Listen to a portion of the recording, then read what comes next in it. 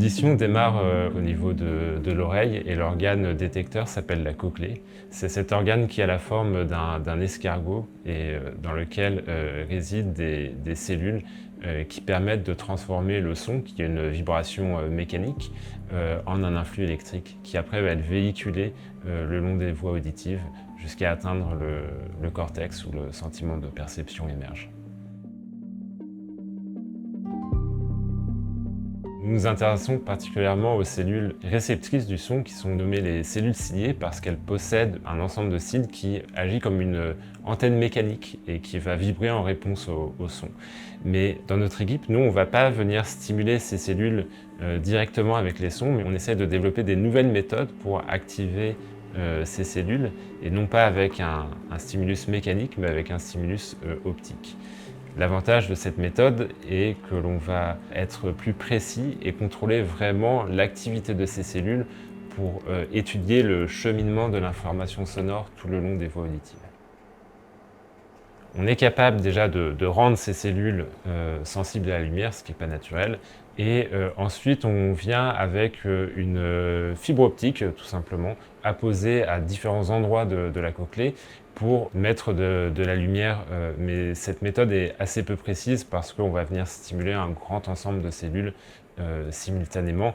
Et nous, grâce au projet Impulscience, on voudrait développer des méthodes pour être beaucoup plus fins et construire des motifs spatiaux qui permettent vraiment de contrôler chaque cellule indépendamment.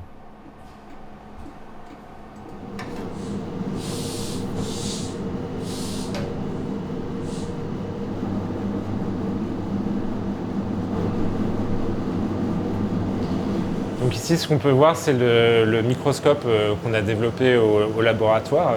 Donc cette assemblée de lentilles représente vraiment le cœur du microscope qui nous sert à former les images dont on a besoin.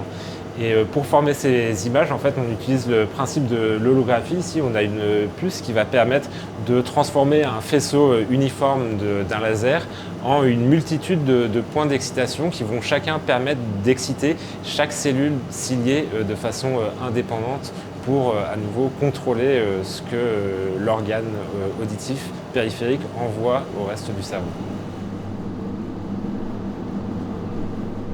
Cette approche de stimulation optique de l'organe auditif, elle pourrait être mise à profit pour développer un nouveau type d'implant cochléaire qui ne se baserait pas sur l'injection d'un courant grâce à des électrodes insérées dans la cochlée, mais sur la stimulation lumineuse de régions locales le long de la cochlée. Ça permettrait de remplacer la stimulation sonore.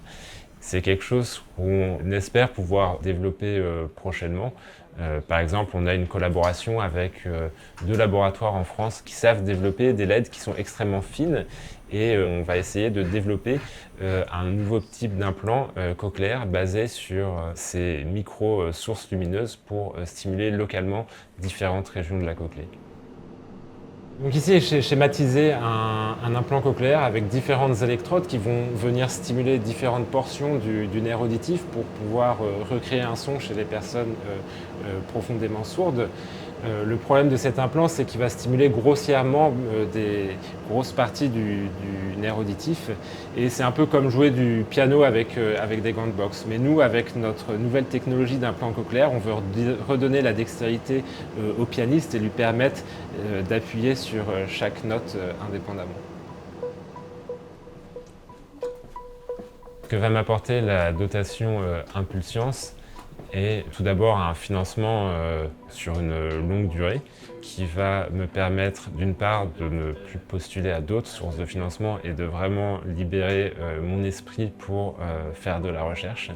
Ça va me permettre d'avoir une visibilité importante parce que c'est un financement très prestigieux et ça me permettra de recruter les meilleurs étudiants et les meilleurs postdocs pour les prochaines années à venir.